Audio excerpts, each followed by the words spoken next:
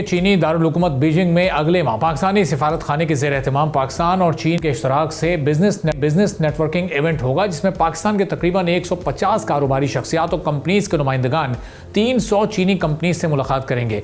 इस business event को SCO सरबराहान इजलास के आइंदा इजलास के साथ ही मुनक़्क़िद कराया जाएगा। इवेंट की तैयारी के लिए एक वजारती कमेटी तश्कील दी जा चुकी है और इस इवेंट में दो तरफा तिजारत बढ़ाने और चीनी इन्वेस्टमेंट मुल्क में लाने के लिए 7 तरजीही सेक्टर्स की निशानदही की गई है। इन 7 सेक्टर्स में इलेक्ट्रिक व्हीकल्स और battery storage, solar panel manufacturing, steel, copper, food and agriculture, information and communication technology और केमिकल्स और पेट्रोकेमिकल्स शामिल हैं। पाकिस्तान की नई EV पॉलिसी का मकसद भी ईंधन का इंपोर्ट बिल कम करना है। EV की पैदावार, बैटरी मैन्युफैक्चरिंग और चार्जिंग इंफ्रास्ट्रक्चर में तरक्की इंपोर्टेड फ्यूल से जान छुड़ाने में मदद कर सकती है। सालाना $2 बिलियन के सोलर पैनल्स इंपोर्ट करने वाला पाकिस्तान अब मकामी तौर पर सोलर पैनल्स बनाने की तैयारी कर रहा है। सोलर की मकामी पैदावार इंपोर्टेड फ्यूल से छुटकारे के साथ साथ रोजगार भी पैदा करेगी।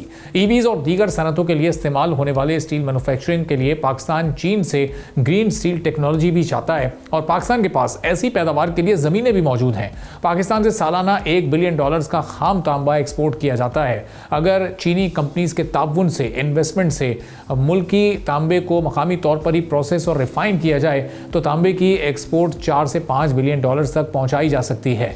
फिर मुल्क की फसलों की पैदावार, मवेशियों और फूड प्रोसेसिंग को बेहतर बनाने के लिए फूड और एग्रीकल्चर सेक्टर को बिजनेस इवेंट में शामिल कर लिया गया है। पाकिस्तान में स्किल्ड और लो कॉस्ट वर्क फोर्स के मुकाबले में चीन एक बड़ी मार्केट है, जिसमें शरीक होने के लिए information and communication technology sector भी इस इवेंट का हिस्सा होगा। पेट्रोकेमिकल सेक्टर में चीनी कंपनीज के साथ मुश्तरका मंसूबे तेल और ईंधन की इंपोर्ट्स कम करने, टेक्नोलॉजी की मुंतकली और एक्सपोर्ट्स के मौके पैदा करने में मदद कर सकते हैं।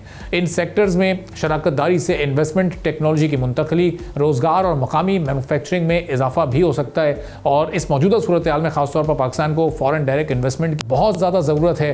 तो इस तरह के इवेंट से कितनी फॉरेन इन्वेस्टमेंट पाकिस्तान में आ सकती है। सब्सक्राइब करें और बेल दबाएं ताकि कोई खबर रह न जाए।